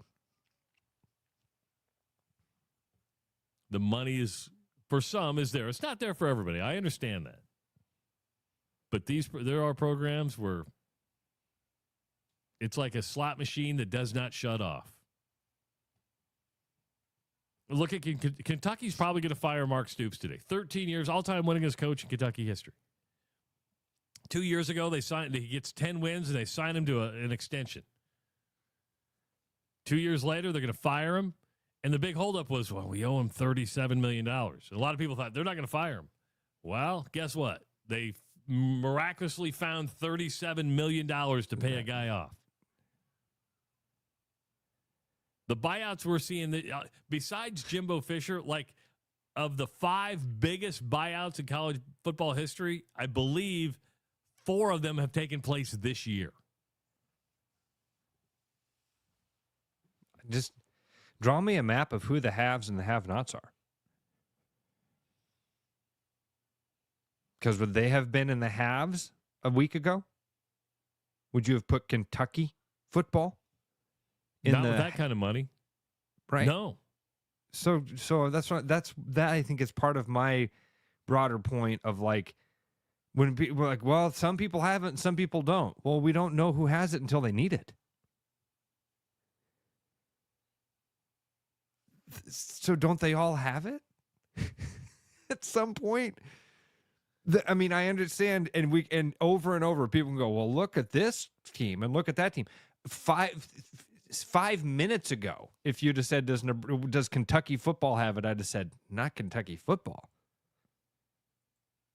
Oh, but you don't know about all that bourbon money. Whatever team it is that all of a sudden has the money to pay a coach not to be there anymore, somebody goes, oh, well, you're forgetting about all that old oil money. You're forgetting about all that old Bayou money. You're forgetting about all that old Ohio money. You're forgetting about all that. Okay. Chris may say it the best. It's the haves and the haves more. That's Chris perfectly said, my friend. Perfectly said. Oh, man. You said Stoops will get fired later today. Rob said he's already been fired. If it has, the official announcement probably happened in the last hour or so. I see okay. He maybe is just saying, yeah. Okay. In Iowa, are we forgetting about all that old pork loin money? There we go. Fake Bob Vanderplots. Exactly. I mean, I don't know. I don't know where it comes from. It's not my money. I know that. I ain't got millions. And as we learned on the Black and Gold Rush on Friday, there's a lot of money in poop. Ryan called the show from the field, spread manure, and we went through the price of manure. It's not cheap. Chicken manure are the most expensive. Yeah. That's the cream of the crop right there is the chicken scratch. Then the sheep. Sheep scratch. Good money. Good money in the sheep. Yeah. You can't go wrong with good sheep poop. Yeah. You know? I had a whole conversation about manure spreaders. Yeah.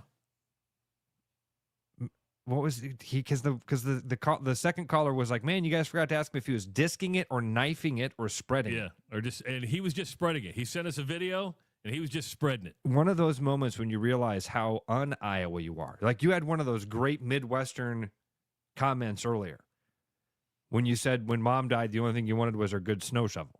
Yeah. Sometimes there are times when you realize how un-Iowa you are. I know nothing about corn. I know the difference between a cornfield and a bean field. And I know that they're soybeans. But I don't know anything about corn. Maybe this spring we do Trav and Roscoe farming. Brought to you by the Iowa Corn Growers. Be more fun than being out there when they're spreading the sheep shit. I'll tell you that. 515-517-2303. Hey, we want to tell you about the Hawkeye Holiday Hoops deal. $10 off select seats as the Hawkeyes come to Casey Center to take on Bucknell. The deal ends today at 11:59 p.m. So go to HybeeTix.com, look at the Iowa Bucknell game, use the promo code BOUNCE, and you'll get $10 off select seats at Casey Center as the Hawks take on Bucknell on December 20th at Casey Center. When we come back, Rosh, want to talk about baseball? A little baseball? I'd like that. Yeah, I'm looking forward to this. A good holiday gift, too, because everybody needs a book. Everybody needs a book for Christmas. We're going to talk baseball when we come back on the Rush Radio Show, powered by Willis Automotive. For the holidays, bring real taste to the table with Gold Peak Real Brewed Tea. Made with real tea leaves and real cane sugar, Gold Peak delivers a golden, brewed for taste flavor that makes every moment more meaningful. Whether you're gathering with family or friends, celebrate the moments that matter the most, because real connections deserve real refreshment. For your upcoming holiday celebrations, choose Gold Peak Tea and bring real taste to the table. Your house wasn't built for bats, birds, or raccoons, but try telling them that. At Bats and Bugs Pest Solutions, we've been helping Iowans take back their homes for over 20 years. We use cost-effective, eco-friendly methods to solve wildlife and pest problems the right way. Whether it's bats in your attic, birds in the vent, raccoons in your chimney, or moles in your yard, we have long-term solutions. Call Bats and Bugs Pest Solutions today at 515-218-3400, and let's make sure your home doesn't become their home. November's here, and that means Thanksgiving's right around the corner. And here at Willis, we're thankful for you, our guests, for entrusting us with your vehicle and service needs. With holiday season comes travel, and all those extra miles can cause wear and tear on your car. Save that for your pants after all that turkey. While we can't fix your slacks, we sure can make sure your car's in tip-top shape. So come on down to Willis for 10% off an oil change. Give us a call or schedule online at willisvolvocars.com.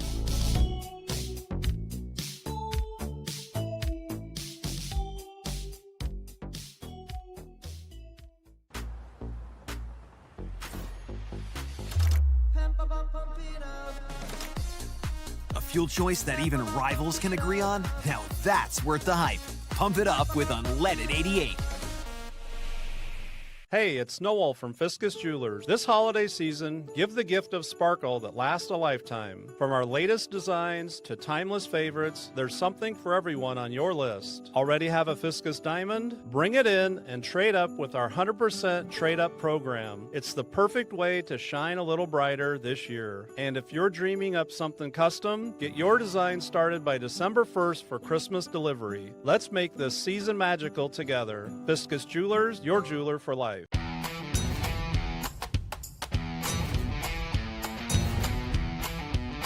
The largest selection of German beer in the world? You'll find it at the Hessen House. From Doppelbock to Oktoberfest to Hefeweizens and Dunkels. There's no passport needed for the deliciously different beer and food at the Hessen House. So grab your friends and make it a fun night out. The Hessen House, 4th and Court, Des Moines. You know, Brian, at Central City, we really do have the best selection around. I know, high quality stuff you can't find anywhere else. Whistle Pig Plantation Rum. Yeah, and over 150 of the best scotches on earth. And a ton of bitters, mixers, and more. You know what we are? High class. Definitely high class, yeah. Make way for the natty. Okay, maybe medium class. Central City Liquor is home of the 10% cash coupon. And the Wooden Nickel program. It's November and I know what I'm thankful for. A running car for all my travel ahead. To keep your car on the road, bring it in the Willis Nissan for brakes, tires, oil changes, the main courses, and the sides. Schedule your appointment online today at willisnissan.com and we'll see you on the service drive. Back like a rash you thought was gone. Travis and Ross aren't contagious, but they are addictive. It's the Rush Radio Show, powered by Willis Automotive. Welcome back to the Rush Radio Show, powered by Willis Automotive. Good to have you along on a Monday, December 1. It's the first of the month, Trav. First of the month. Wake up, wake up. Get up, get up. It's the first of the month. That's from Bone Thugs and Harmony. Okay. Thanks for letting me know that. I didn't know that. I didn't know that. Didn't know in my Bone Thugs I'm and amazed Harmony. Ray hasn't said it about 1,000 times in the chat already today. It's the first of the month. Ross, you're a big baseball fan, right? Yes, I am. Huge baseball fan. So LinkedIn's a weird thing. I put a Rush Radio Show page on LinkedIn, and somebody reached out to me and said, hey, I've written a book, and can I come on your show and let's talk about it? That's and all it takes. It's all you got to do it is reach out to Trav on LinkedIn. I thought it was interesting. And Eric Vickery joins us. Am I saying your last name right, Eric Vickery? That's correct, yes. So you have a new book out, and it's Before They Wore Dodger Blue. And I was sitting here going through the people you were talking about before they wore Dodger Blue, and it's an impressive list. First of all, thanks for joining us and getting up this morning. I know you're in Washington or Oregon or somewhere out west? Yeah, I'm in Washington State, so set my alarm a little early this morning, but great to be with you guys. Appreciate the opportunity. Well, we appreciate you getting up. So let's go back to the beginning. You are a Dodger fan. Where did you grow up, or how did this kind of love for the Dodgers or interest in the Dodgers get started? Yeah, so I'm really I actually grew up near St. Louis, so I'm kind of a lifelong Cardinal fan, and but have a real interest in baseball history and writing about the game. And I'm always looking for like under the radar baseball stories that have maybe been overlooked. So a few years ago, I wrote a book about a minor league baseball team that was in a bus accident in 1946, and it's actually the deadliest accident in the history of American professional sports, and not a lot of people know about this. So, and it involved the Spokane Indians. So, I was in the process of that researching the book, or researching that team's history, and came across the 1970 roster, which is like a laundry list of players I grew up watching in the 80s. I had no idea that all these guys were on this juggernaut of a minor league team back in 1970. So. I'm not necessarily a Dodger fan, but definitely appreciate the franchise's history and the rich history of the Spokane Indians. Wow. So go through the roster you're talking about before they wore Dodger Blue. All right. So the 1970 Spokane Indians, the infield consisted of Steve Garvey. He was playing third base at that time. Pretty good player. Bobby Valentine at shortstop. And he was actually considered the best prospect of them all. He was the Dodgers' #1 draft pick in 1968. At first base, they had Bill Buckner. Yeah. Second round pick in '68. And the outfield consisted of Tom Paciorek. Who am I forgetting here? Davy Lopes. Oh, okay. Yeah. He was one of the guys. And now I thought I saw Ron Say was with that group somehow. So where if Garvey's at third, where's Ron Say and Buckner's at first? So Ron Say was actually still in Double-A at that time. Okay. So on the Dodgers depth chart at that time, they had Garvey sort of ahead of Say. They were both from the same draft class, but Garvey was sort of ranked ahead. So Garvey was in Triple-A, and Say was down in Double-A. Another outfielder I forgot to mention, Bill Russell. Oh wow, yeah. Who eventually became a shortstop for the Dodgers, but came up as an outfielder, just like Davy Lopes came up as an outfielder, and eventually moved to second base. He's really the only one that's famous for being a Dodger as well. I mean, Ron Say, in the Midwest, maybe you're the same as we are, Eric. He's a Cub. Yeah. But for the most part, all of those other guys, Garvey, I think of as, did come up with the Dodgers, but then went to the Padres pretty early on. Davy Lopes bounced around. He was a Philly and a Cub and a Padre. Is that right? Davy Lopes for the Padres rings a bell? He bounced around to a few teams at the end of his career, including the A's and Cubs. But actually the infield of Garvey, Lopes, Russell, and Say played together for 8 years, from 70 into 73 to 81. But I'm like you. I grew up in the 80s, so to me, these guys were all in different uniforms except for Russell by then. But yeah, they all came up together and won 4 pennants together with the Dodgers. Now, a few pitchers on the 70 Spokane Indians that you guys might recognize. Charlie Huff. Wow.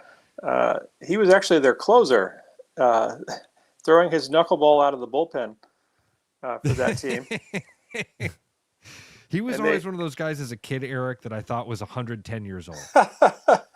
Right? Yeah. He's one of 10 players in Major League history to play 25 seasons in the Major League. So was drafted in '66 and then was the first pitcher ever to throw a pitch for the Florida Marlins in the early '90s. So just extraordinary career. So here's another fun fact for you. The very first at bat for a Florida Marlin was Scott Pose, a kid that grew up here in Des Moines, Iowa. Went to West Des Moines Dowling. Yeah, he's been on our show with us. Oh, nice. That's a good piece of trivia. There you go. Yeah, it's full of them. So Charlie Huff was a pitcher. Who else was on the mound for the Spokane Indians?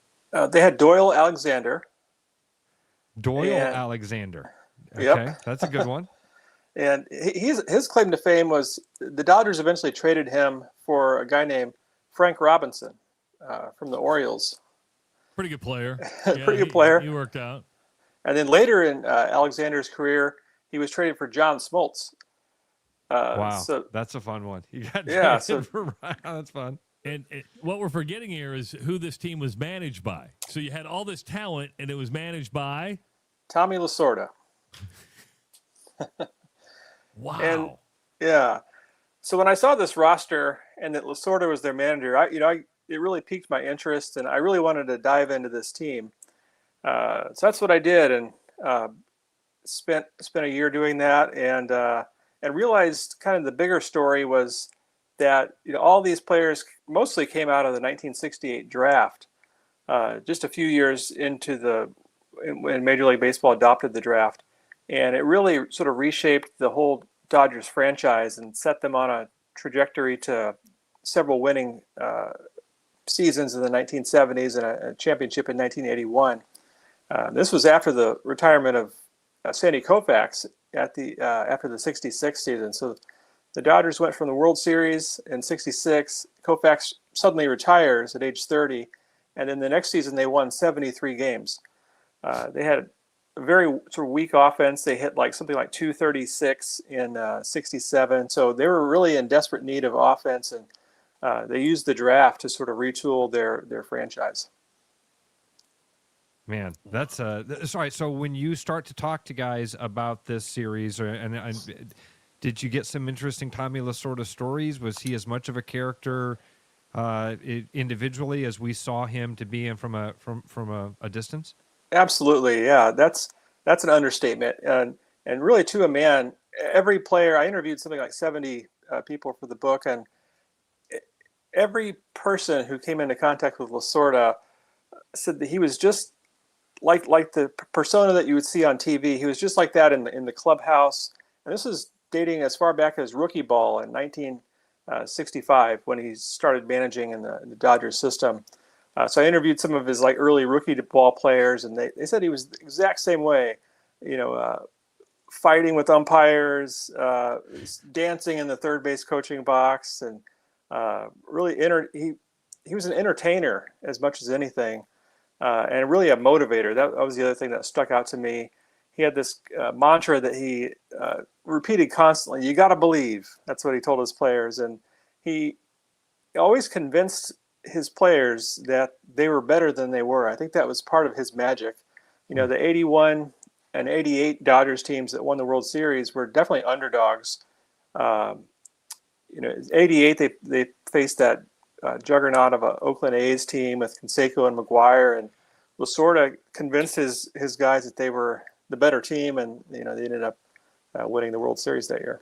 Obviously, some people had passed away, but as the people you interviewed, 70 you said for the book, were as they get older, were they more open to reminisce about that team, and do they appreciate now the number of guys they had on that team? Absolutely, yeah, they certainly do. I talked to guys like Bobby Valentine, Tom Paciorek. They said that the 70 season in particular was the best season of their career. And these are guys who played, a dozen or more seasons in the major leagues. They really looked back on that time in the minor leagues, kind of when maybe there was a little more innocence. They weren't less pressure. They were having more fun.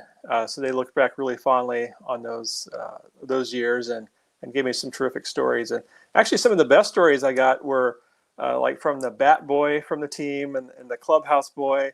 Man, guys you who dug deep. You dug deep, man. You go to the bat boy. That's right. But these are guys who have these great stories that they haven't been interviewed 100 times in their life, so that these stories have just sort of been sitting in their memory, or maybe they've been telling guys in the bar for years. But it's fun to get out there in a book form. What was the bat boy story? Oh gosh.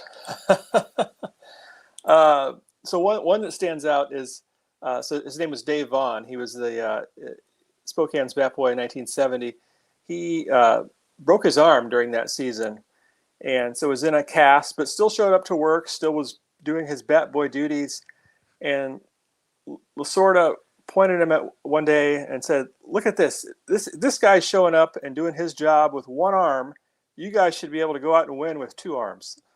Is basically what he said. So that was the kind of, he was always looking for any kind of motivation that he could. And then I got some other, good stories about, clubhouse meetings where he would go on these rants and raves, and a lot of expletives in those meetings, but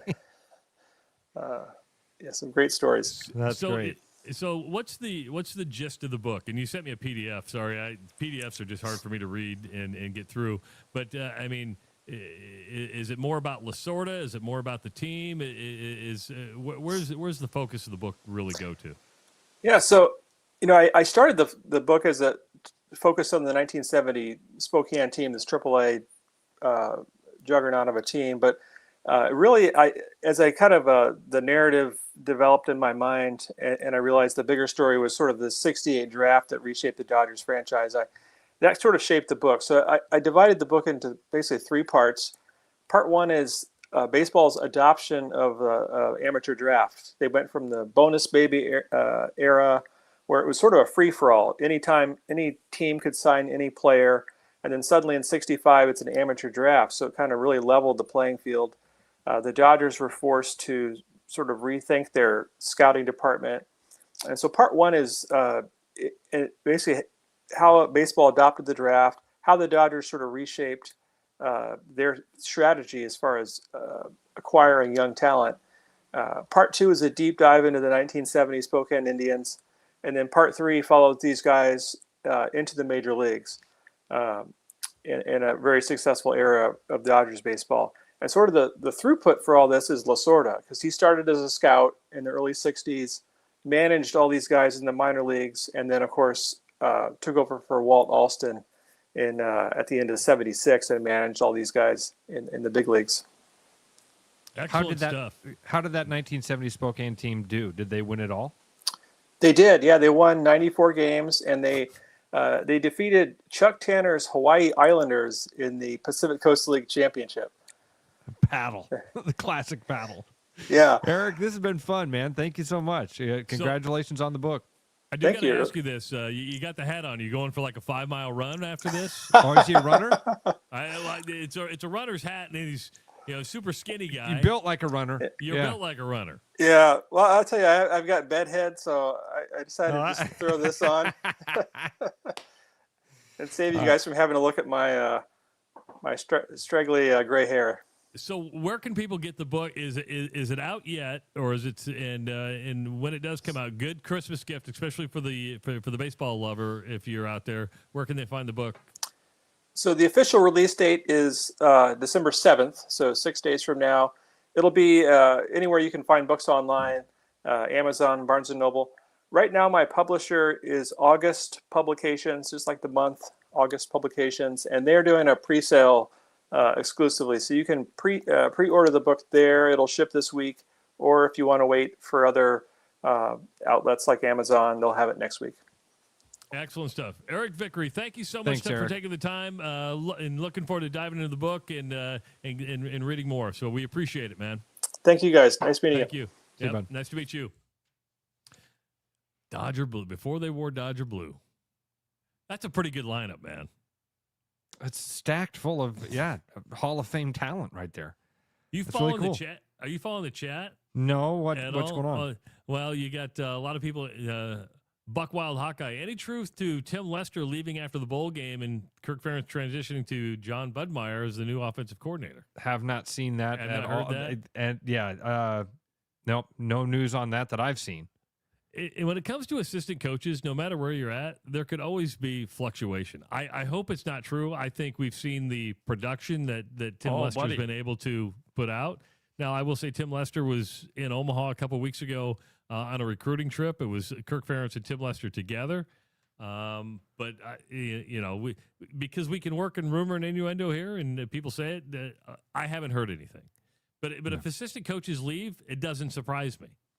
It just doesn't. Yeah, if you do a good job, you're wanted. He did a good job. No, yes. Hard to argue that he did a good job, and the offense was improved, much improved. I mean, that's a debate on how much what adjective you want to put on it, but the offense was better. Tim Lester's done a good job. I think that you're right, Travis. Guys like that are always in the target zone of being plucked. So we'll see. Some other news before we get to our corrections portion of the show, where Justin comes in and tells us how stupid we are. Just one more thing. The WNBA has gotten an extension with the Players Union, Ross. They're going to extend this out another 40 days to see if they can come to an agreement. Of course, January 9th is the new cutoff date for whether they're going to strike or lock out. Of course, the players want more money, and they want kind of a revenue share, much like the NBA has. The WNBA is saying, okay, we're going to give you money, but we also want to keep money set aside for the owners so they can invest into their teams, right? I mean, this is a business, and the players are saying, hey, we want to have a standard of facilities. Well, that takes money to upgrade all that. Indiana's building a brand new practice facility. It's not like everybody has all this. I kind of favor the owners here. They're going to give raises, but you got to run a business. And this business has not been a cash cow until recently, right?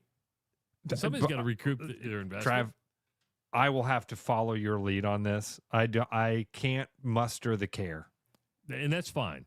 That's fine. I can't. Like I don't. It doesn't. I'm not trying to be rude about it. I don't want to be. I don't think you're being rude. I think you're being realistic about it. I will just say this: the WNBA can't afford not to play games. Meaning that if you don't play, you will definitely lose interest. I mean, you can be as popular as you want, but if you all of a sudden not on, people aren't going to go, "Hey, God, I'm cramming and craving the WNBA."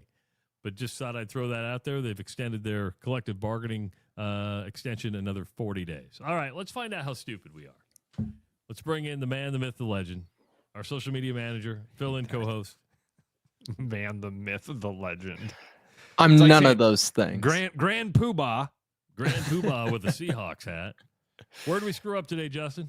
I actually don't have too much for you guys. I think my presence has really elevated this show. Yeah, we're trying to be as sharp as possible. I've always, every time I go to talk, I think to myself, is Justin going to correct me? Well, Ross, I actually found the stat you were looking for with the Iowa Hawkeyes at the start of the show. Yes, yeah, the one the number of wins over the last several years and the number of teams that have done blah blah blah. Yeah, so Iowa is one of 4 teams in FBS football to have 8+ wins in the last 10 years. And the teams are Alabama, Georgia, Ohio State, Iowa. So it's pretty consistency. What's the one glaring fallout of that? What's the one team that hasn't been in the college football playoff? Yep. That's exactly what I thought. The number one response that I saw to that was basically that same response of like, what do we have to show for it? Great. Those other teams, a lot of those other teams have national titles to show for it. What do we? I think all 3 do. Yeah. I think all 3 have national titles to show for it. So that was the number one response to it, Trav. It's almost that is kind of like the conversation for several years around Kirk Ferentz getting guys into the NFL. I mean, Iowa was up there with those elite programs when it came to turning out NFL talent. We've all heard it and seen it that, like, man, those guys that come out of Kirk Ferentz teams, they're ready for the NFL in a different way. And then the number one response to that is, well, what do we have to show for it? An undefeated regular season. Something that Alabama, Georgia, and Ohio State expect to do. Fire their coach if they don't get. Yeah. Yeah. And then the only other one I had, the listener had your guys' back with the Stoops firing. ESPN reported that 8 hours ago. They reported that he has been fired? Yeah. I thought it was still being negotiated. I didn't know it was because I kind of went into that because I think there's some numbers they got to work out. Is it like a Brian Kelly thing where he's fired, but they still have to? Yeah, I think it's okay. They got to determine because they're going to have to pay him $37 million. Because ESPN just had it as Kentucky fires. Really? Because I just went to ESPN.com and I still see Kentucky expected to fire. So either way, gotcha. he gone. Yeah, once it's out Don't there, get this far unless he gone. Is that a good job? It's a tough job. It's a tough job. You're in the SEC, so I guess you got that going for you. I mean, it's about the people, right? Because it's still a tough job. Ole Miss is still a tough job. The foundation's been laid by Lane Kiffin. Maintaining that foundation is very hard thing to do. Meeting those expectations. What are the expectations for Kentucky football? A winning record? Be competitive in the SEC. That's tough. That's a tough game. It is. Somebody will take those. Some poor schmuck will take those millions of dollars. I'll do it. Will. Sure will. I'll do it. I'll show them my resume from College Football 25. There you go. I've got 43 consecutive Heisman Trophy winners. How can I not get a sniff? Drake won the Big Ten title and the national championship in year 1. Wow. Recruiting machine. Not trying to brag, but not trying to brag. When did I Drake designed move the into uniforms too, so when did let Drake me move know. into the Big Ten Conference? That's what I want to know, and start offering scholarships. When Justin Miller became the head coach, and when did College Football 25 come out? Because it was that day, the day of. College Football 26 is out already. Yeah, Is but it really? it's on sale right now. Were you asking us to get it for you for Christmas? We're not going Sure. to. Yeah. No. Skinner wants to know who's better job, Iowa or Kentucky? It's Iowa, right? Iowa. Iowa. Iowa still has a top 20 operating budget that is to die for in college football. I hate to say easier to win there, but you're closer. You're closer to being a playoff team than you are at Kentucky. Also, is it intriguing that, like, if you go to Iowa, football is number one, and Kentucky men's basketball is probably number one? I've never bought into this. Is that a thing? School, football school thing, Travis? But is that a thing? Is going someplace where you're the top dog, and we're talking about two different things. Okay. At Kansas and Kentucky, basketball is number one with the fans. Athletic directors understand that if you want the money to flow, football is where it's at. You got to have football. Football needs to be productive and contributing in a major way. So I think with the fans at Kansas, at Kentucky, basketball is number one because they've been good at so long for it. If you're a football coach, does that conversation matter to you? Is that a thing? Is that a thing that a prospective coach is going to look at the Kentucky job and go, yeah, but it's a basketball school? Didn't stop Kurt Cignetti.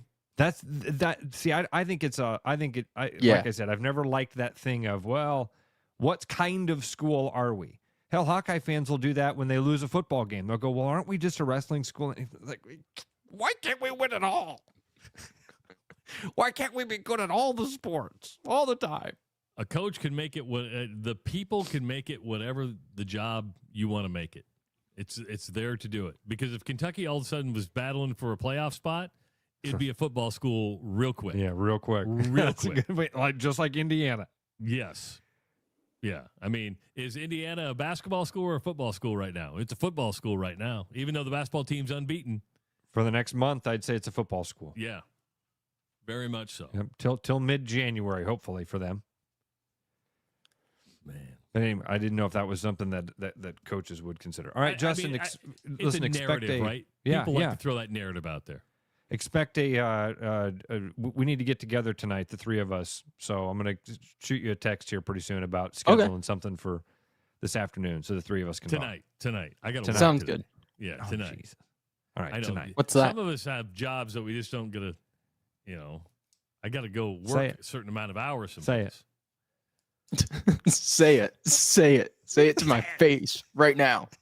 I don't have the freedom that you do, Ross. How's that? I don't have the freedom that you do. I got a lot of running around to do today. And Justin just doesn't have a job, so he's got all the time. See, why you got to rub it in? I'm not. Why you got to rub it in? I had my dad laughing a few weeks ago. We were watching a Seahawks game at my place, and they had a LinkedIn commercial going, and I was like, I just can't get away from it, can I? All right, Justin. We'll see you tomorrow, bud. Talk to you soon. See ya. Justin Miller joining us, proving how smart we are. We weren't that wrong today. Or he just wasn't listening. That's a good possibility, too. Thank you to Eric Vickery for joining us and talking about his new book.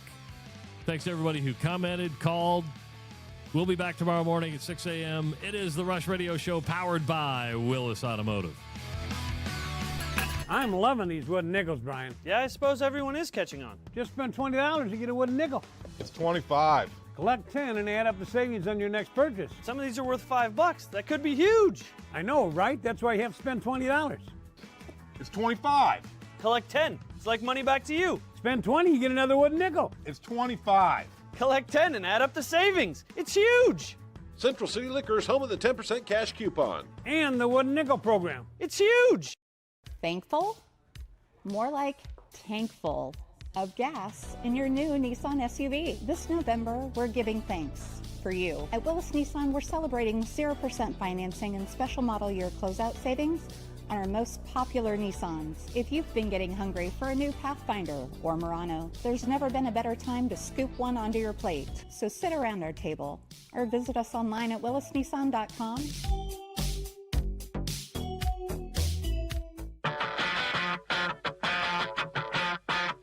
Get ready, Des Moines. College basketball is heating up at Casey Center. On December 20th, the Iowa Hawkeyes take on the Bucknell Bison in a non-conference showdown you won't want to miss. Presented by Casey's. Feel the action. Hear the roar. Be there as the new-look Hawkeyes bring the intensity to the capital city. Tickets are going fast. Grab yours now at HyVeeTix.com and be part of the excitement on December 20th. Iowa versus Bucknell, presented by Casey's. December 20th, only at Casey's Center. Be there. 'Tis the season to share great taste. Grab a refreshing Coca-Cola and make every moment a celebration. Locally made, nationally loved, Coca-Cola is the real deal when it comes to holiday cheer. Whether you're kicking back after the game or hosting the crew, nothing hits like that crisp, fizzy taste. Make this season yours. Grab an ice-cold Coca-Cola today. Missing a quality, home-cooked meal? You know, the kind Mom used to make? Lucky for you, we found her recipe book. Welcome to the High Life. Welcome to the champagne of bars. Every business has priorities, and Priority One Heating and Cooling is no different. As a service provider, we prioritize quality air conditioners and furnaces that will keep your home at your comfort level year-round. As a small business, we prioritize doing things the right way and treating people fairly. As a truly local business, we prioritize our community. As a veteran-owned business, we prioritize duty and commitment. For big business service with local value, trust your home to the place where you are always Priority One. Back to the rush. Strong opinions, weak filters, and just enough sense to stay on the air. It's the Rush Radio Show, powered by Willis Automotive.